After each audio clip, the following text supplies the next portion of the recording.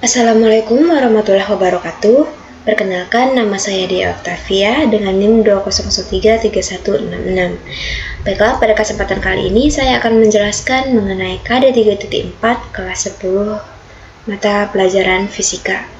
Di sini KD 3.4 akan menjelaskan tentang menganalisis besaran fisis pada gerak lurus dengan kecepatan konstan dan gerak lurus percepatan konstan serta penerapannya dalam kehidupan sehari-hari. Langsung saja saya masuk pada materi. Yang pertama yaitu gerak lurus. Gerak merupakan perubahan posisi atau kedudukan suatu benda terhadap sebuah acuan tertentu. Perubahan letak benda dilihat dengan membandingkan letak benda tersebut terhadap suatu titik yang dianggap tidak bergerak atau titik acuan, sehingga gerak memiliki pengertian yang relatif. Kemudian ada posisi. Posisi diartikan sebagai jarak suatu benda pada waktu tertentu terhadap acuan. Posisi dapat dinyatakan dalam bentuk koordinat kartesius atau r, x, y, dan besarnya r mutlak. Jika hanya dinyatakan dalam dua komponen kartesian, maka vektor dapat dituliskan seperti rumus di bawah ini.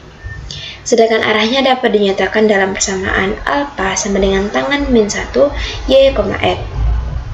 Perpindahan didefinisikan sebagai perubahan posisi benda dari posisi awal ke posisi akhir. Perpindahan direpresentasikan dengan lambang delta R untuk gerak dua dimensi atau delta X jika geraknya satu dimensi pada sumbu X saja.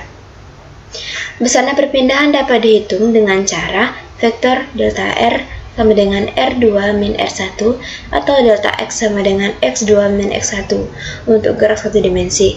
Perpindahan harus dapat mengandung dua unsur, yaitu panjang dan arah. Kemudian ada yang namanya kelajuan dan kecepatan.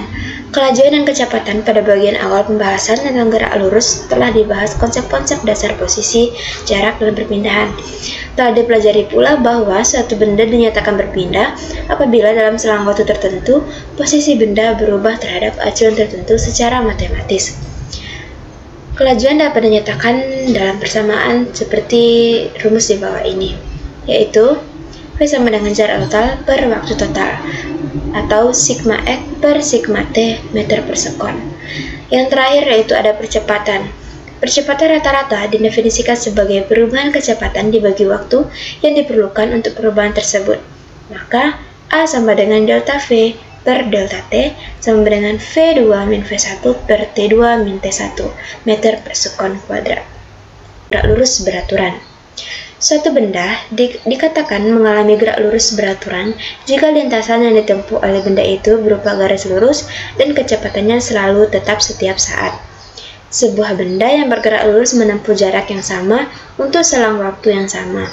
Persamaan matematis untuk gerak lurus beraturan dapat dinyatakan sebagai V sama dengan perpindahan per waktu atau sama dengan delta X per delta T meter per sekon. Gerak lurus beraturan dapat diilustrasikan dalam bentuk grafik VT dan XT berupa garis lurus tampak pada gambar berikut. Seperti yang teman-teman dapat lihat di PowerPoint yang saya lampirkan, di situ ada gambar 36 dan 35. Gambar 35 itu merupakan grafik VT dan gambar 36 grafik XT. Grafik yang diperoleh dari V terhadap T merupakan satu garis lurus horizontal yang menunjukkan bahwa nilai kecepatan tetap untuk tiap sekonnya. Grafik yang diperoleh dari jarak terhadap waktu merupakan garis lurus diagonal. Ini berarti bahwa untuk benda yang sudah bergerak memiliki kecepatan tetap sebesar V, maka jaraknya akan bertambah seiring dengan pertambahan waktu.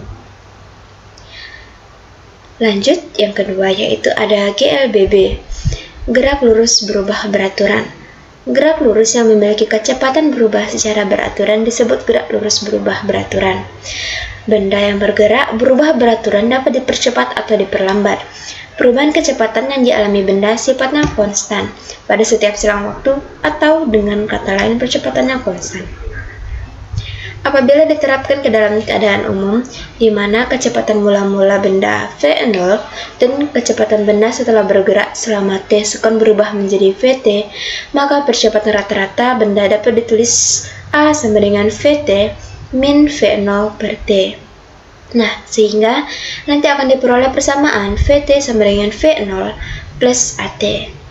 Kemudian untuk kecepatan rata-rata benda yang bergerak lurus berubah beraturan dapat dituliskan sebagai berikut, yaitu V sama dengan Vt plus V0 per 2. Gerak vertikal ke atas.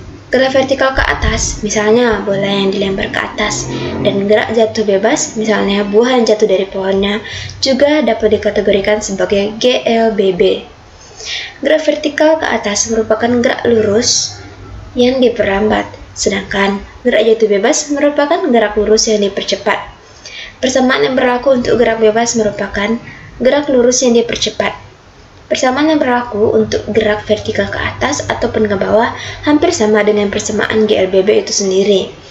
Hanya saja, percepatan A diganti dengan percepatan gravitasi atau G, dan jarak tempuh S dinyatakan sebagai ketinggian atau H.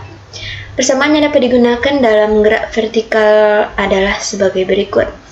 Untuk Vt sama dengan Vn0 plus minus Gt, V kuadrat T sama dengan V kuadrat 0 ditambah kurang lebih 2GH, dan rumus untuk ketinggian H itu H0 plus V0T plus minus setengah Gt kuadrat.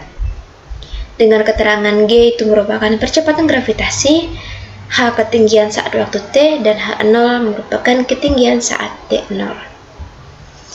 Gerak parabola, bila kita tinjau dari dua sisi pengamatan berbeda, maka akan diperoleh bahwa gerak parabola memiliki dua jenis lintasan. Karena gerak parabola mengalami dua dimensi gerak, yaitu dimensi vertikal dan horizontal. Maka kita dapat melakukan analisa terhadap dua kondisi tersebut.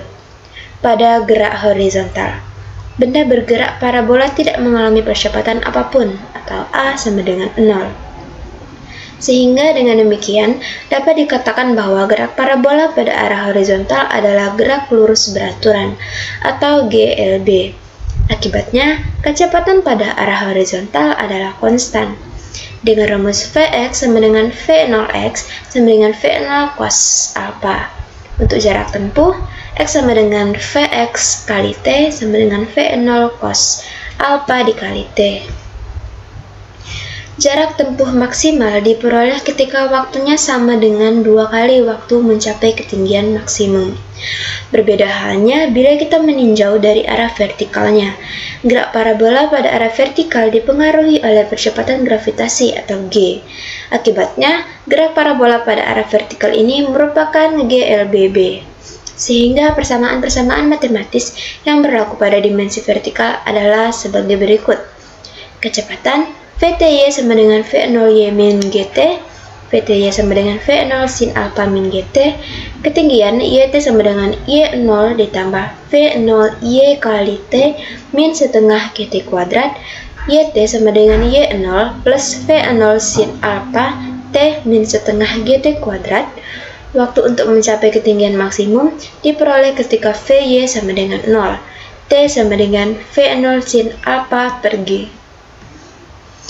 Baiklah, kita lanjut ke pembahasan terakhir mengenai penerapan gerak dalam kehidupan sehari-hari. Penerapan gerak lurus beraturan dalam kehidupan sehari-hari. Penerapan pada gerak pesawat terbang, yaitu ketika pesawat terbang di ketinggian karena bergerak di kecepatan tetap dan pada lintasan yang lurus di udara. Akan tetapi saat hampir tiba di bandara tujuan, pesawat mulai berubah arah geraknya. Kemudian penerapan gerak lurus berubah beraturan bisa kita lihat pada bersepeda di jalan yang menanjak ataupun menurun saat bersepeda. Pasti ada kalanya kamu mengayuh dalam kecepatan tinggi dan terkadang juga mengayuh dengan kecepatan yang melambat. Saat berada di tanjakan, kamu akan menaiki laju sepeda. Sementara itu, saat turunan mencoba untuk memperlambat laju untuk menghindari terjadinya kemungkinan kecelakaan karena tergelincir. Baiklah, mungkin itu penjelasan KD 3.4 dari saya. Lebih dan kurang mohon maaf. Sekian penjelasan dari saya. Wassalamualaikum warahmatullahi wabarakatuh.